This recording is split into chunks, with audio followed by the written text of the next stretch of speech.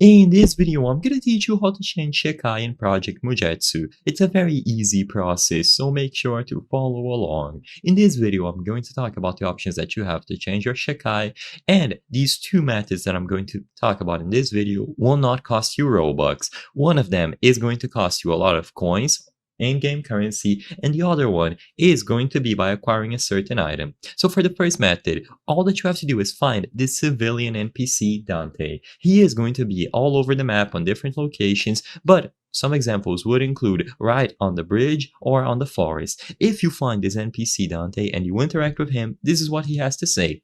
Hey, I'm Dante, one of the game's best testers. You must be here for one reason and one reason only. So which Shikai res would you like to reroll? And if you choose the reroll ability option at the bottom, you will be able to spend 85,000 coins to reroll. Of course, this is extremely expensive, but it's still a method that you can use if you have the coins lying around and you really don't want to spend Robux. So find Dante, talk to him, and he will offer you the option to reroll your ability or Shikai for 85,000 of the in-game currency.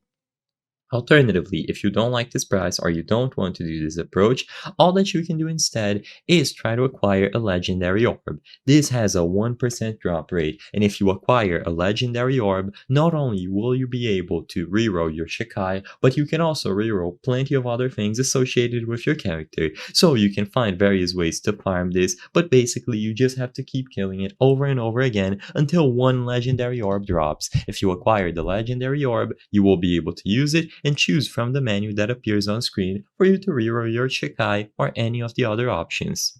I hope I was able to help you on how to reroll Shikai in Project Mugetsu. If this video helped you, please be sure to leave a like and subscribe for more very easy tips. Thank you for watching.